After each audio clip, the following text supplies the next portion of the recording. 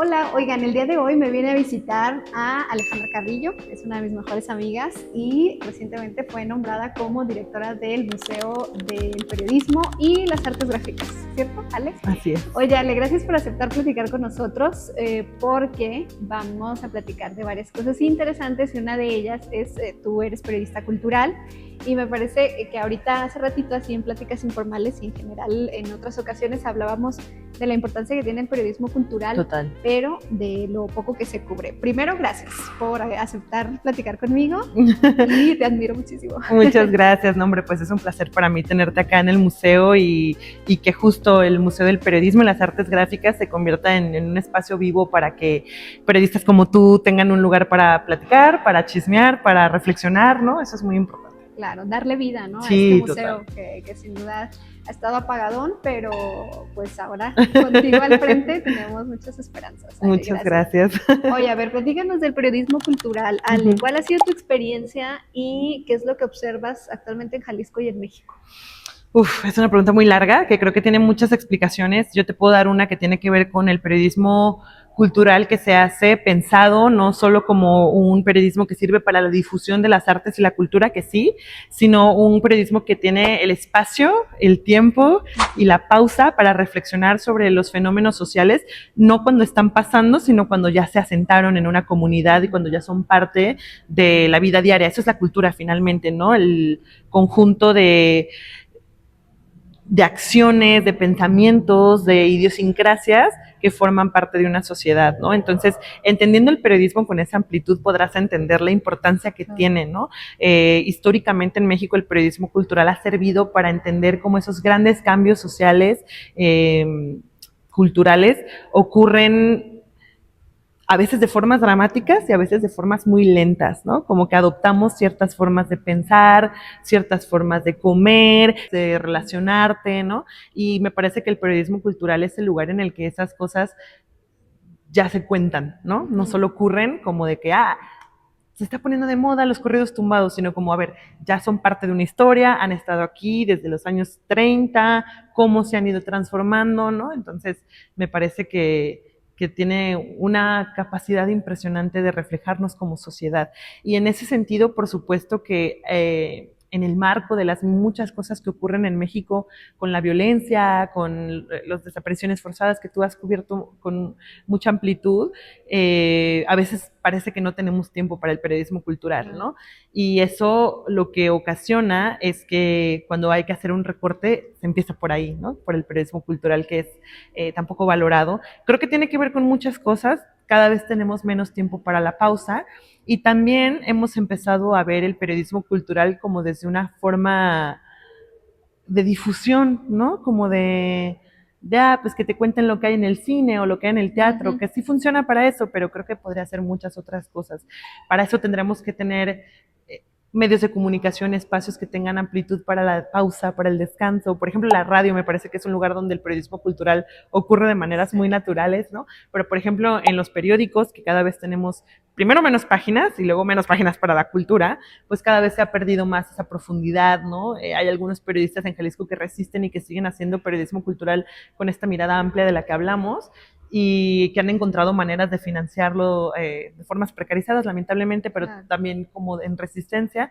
Pienso en lo que hace Iván Serrano, por ejemplo, en Ciudad Olinca, ¿no? Como que tiene un grupo de reporteros que se dan el tiempo de reportear cómo cambió una calle en la ciudad, ¿no? A lo largo de la historia, o qué se hace en los municipios fuera de la zona metropolitana de Guadalajara para celebrar la muerte o la vida o el cambio, la tierra, las cosechas, ¿no? Y me parece que lo que hace es muy bello, es poco valorado, probablemente poco leído, no lo sé, pero claro, cuando tienes una noticia que te dice que Donald Trump y Elon Musk están peleados, probablemente tenga muchas más visitas que la historia del Templo del Refugio en Guadalajara, ¿no? Es Claro. una lástima, pero creo que eso diría que está pasando, como que hay cada vez menos lugares y hay cada vez más espacios que resisten, ¿no? En ese sentido. Oye, y esto que dices en los medios es, pues a veces esta sección es como vista como de relleno, ¿no? Y eso es Claro. lo importante. Y que creo que no solamente en el periodismo cultural, sino en general en el periodismo, nos hace falta profundizar, porque dices como esta parte de la herramienta de difusión, o sea, está bien, para eso sirve el periodismo, también es de servicio y demás, pero la profundidad que se le puede dar al periodismo Total. en general y al periodismo cultural es algo Claro. importantísimo, ¿no? Sí, y es una lástima porque finalmente, como decíamos hace rato en esa charla informal de la que no podemos dar más detalles, pues tiene que ver con entender el periodismo no solo como un oficio que es muy bonito y que todos queremos tanto, sino como una herramienta de pensamiento y de ejercicio político, ¿no? Claro. En el sentido de que el periodismo también da cuenta de cómo los ciudadanos entienden sus derechos, ¿no? Y por ejemplo, a mí me interesa mucho el periodismo cultural que está enfocado en los derechos culturales de la gente que mucha gente no sabe que tiene, ¿no? Que no solo son que tienes derecho a ir a un concierto, digamos, ¿no? Yeah. Sino que tienes derecho a saber cómo se ejerce cierto dinero, cómo se ejercen ciertas políticas, cómo se ejercen ciertos contratos, ¿no?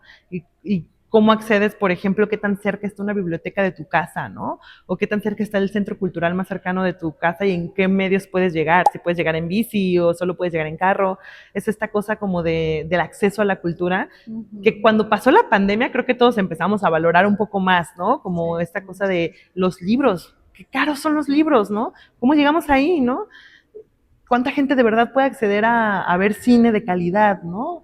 O cuánta gente puede acceder a un concierto que no sea pop, que sea un concierto que explore otras cosas, ¿no? Claro. Entonces a mí me interesa mucho el periodismo que es capaz de hacer esas cosas y yo creo que mientras haya periodistas habrá ese ejercicio, pero creo que el balón ahorita está en la cancha más bien de los medios, ¿no? Y de los espacios que le otorgan a eso. Claro. Oye, recomiéndanos 3 periodistas que cubran cultura o sea, además de ti, porque obviamente Ale sigue ejerciendo esta labor. Claro.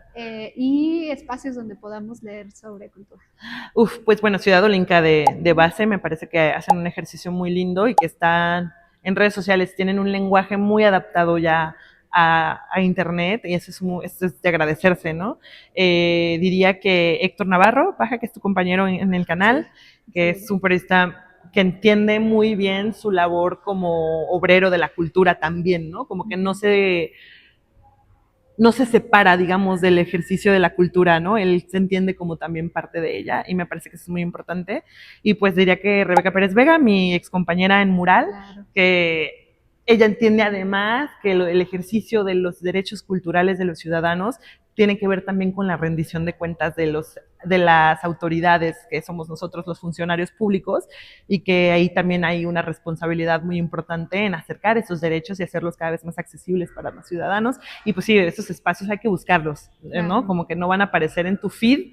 Entonces, como que me parece que además es un ejercicio lindo, ¿no? De tomarte un día a la semana, una hora de buscar esas noticias y ver qué está pasando en la ciudad, ¿no? Sí, buenísimo. Oye, Ale, también hay que platicar sobre la alta cultura. A ver, ¿qué es esto? ¿A qué nos referimos? Creo que es una discusión muy antigua, pero que vale mucho la pena traerlas cada cierto tiempo, porque cada año vemos una discusión respecto a quién tiene derecho a acceder a la cultura, quién tiene derecho a hacer una canción, por ejemplo, ¿no? Quién tiene derecho a exponer en un museo. Y creo que hay que entenderlo desde que en muchos sentidos el arte y la cultura también son un privilegio, ¿no? Claro. Porque no son parte, digamos, de la dieta básica de un ciudadano, sobre todo de un ciudadano de clase obrera, ¿no? Entonces la alta cultura fue entendida durante muchos años como esta cultura, estas manifestaciones artísticas sobre todo, que hacen las personas iluminadas o las personas talentosas, que casi siempre son personas blancas, son hombres y son hombres con educación superior, ¿no?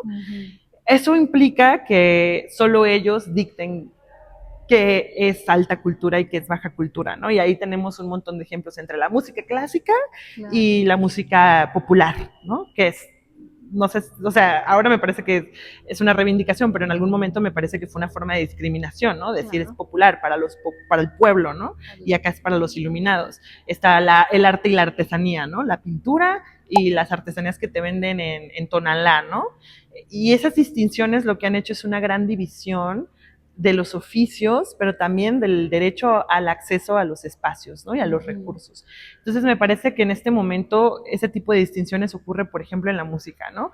En los corridos tumbados, en la música del pueblo, digamos, que una industria logró hacer rentable y entonces ahora algunas personas de la clase alta están escuchando corridos como de una forma casi irónica, ¿no? Pero como no reivindicando el poder narrativo que tienen y el poder de mostrar las cosas que ni en el periodismo mostramos, ¿no? Claro. Entonces me parece que es una distinción absurda, política, de clase, ¿no?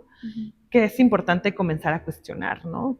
Porque finalmente las manifestaciones culturales existen como una ventana al mundo, pero también como una forma de criticar eso que ves a través de esa ventana, ¿no?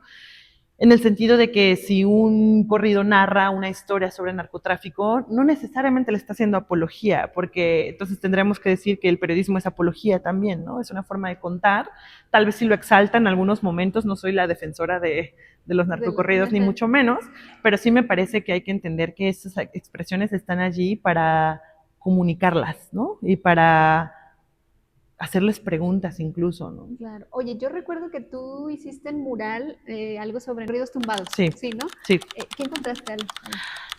Encontré muchas cosas. Creo que lo que más me sorprendió tiene que ver con la historia, ¿no? Como la historia de estos corridos es una historia de unión en muchos sentidos, ¿no?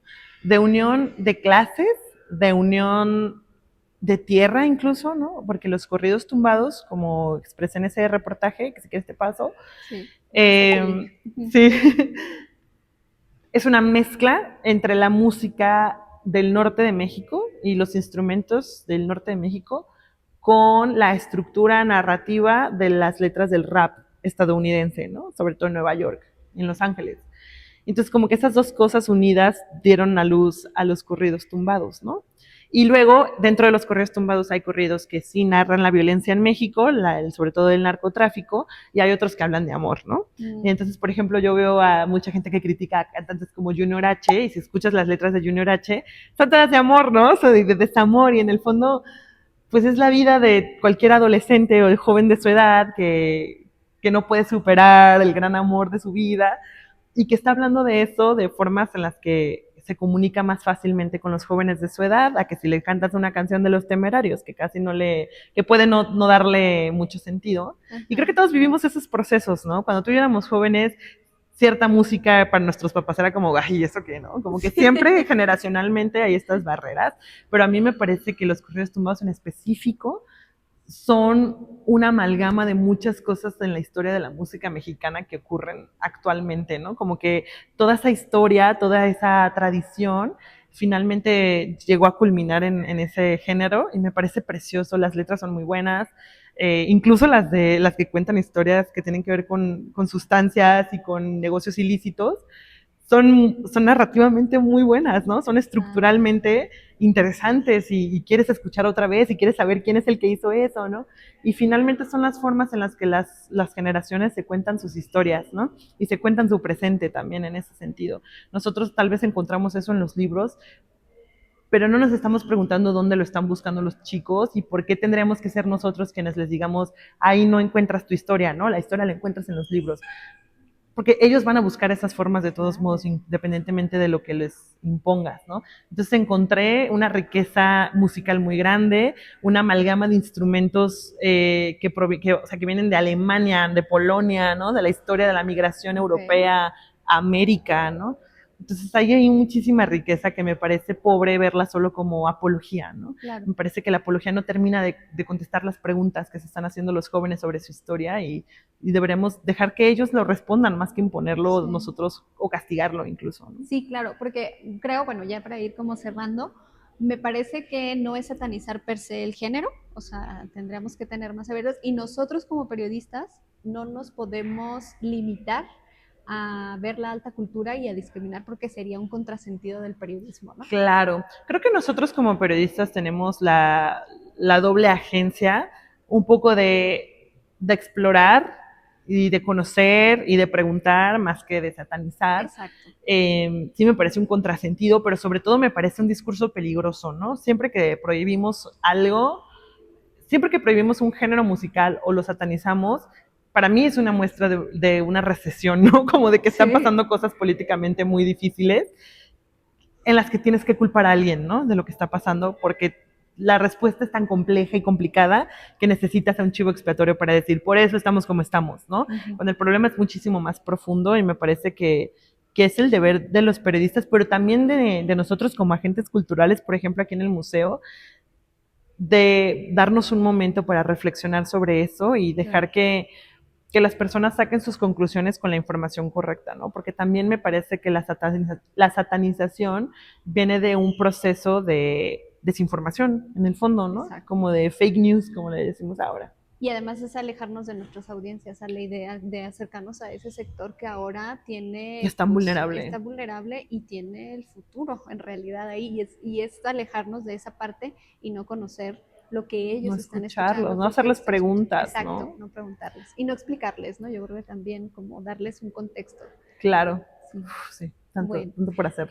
Oye, Ale, gracias por haber aceptado platicar No, hombre, conmigo. gracias a Muchísimas ti. gracias. Oiga, los dejo y espero que esta charla con Ale pues les haya dejado alguna enseñanza. Yo estoy segura que sí. Y vénganse al Museo de las Artes, Del del periodismo. Periodismo y de las Artes Gráficas, aquí en Fray Antonio Alcalde número 245 en la famosa Casa de los Okay. Perros. Ahí está la invitación. Gracias.